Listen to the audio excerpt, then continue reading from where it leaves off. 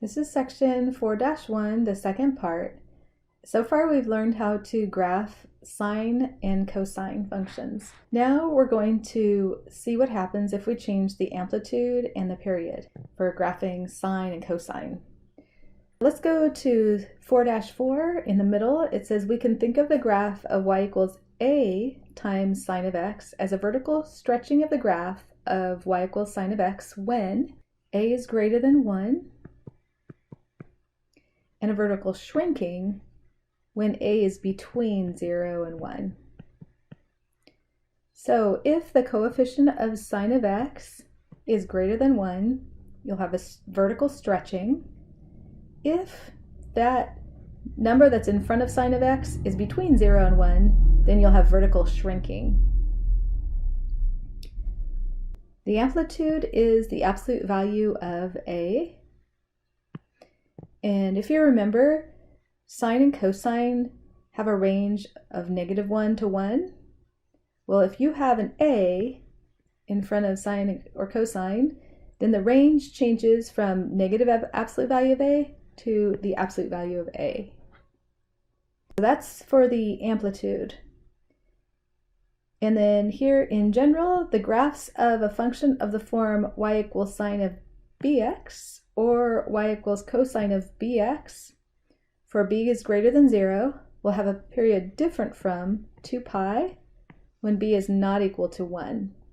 Let's see what that is on the next page. You are going to be graphing y equals sine of 2x.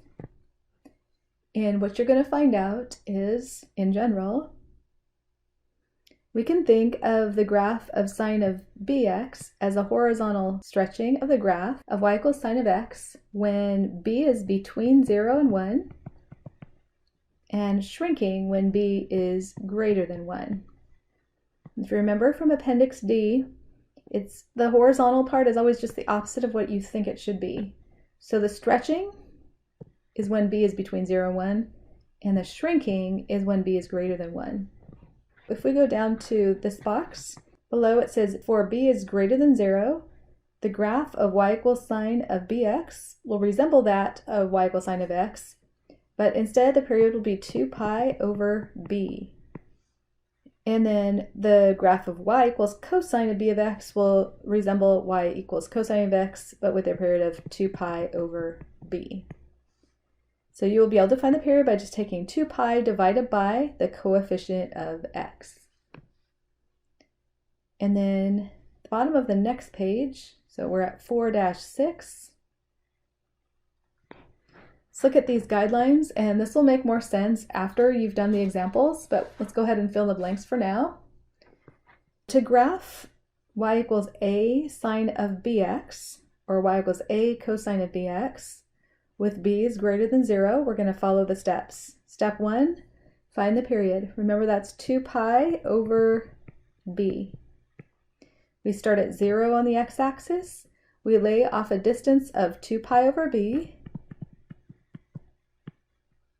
And then we divide that into 4 equal parts.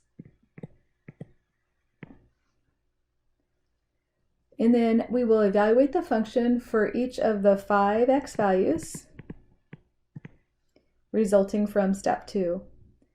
The points will be the maximum, minimum, and the x-intercepts.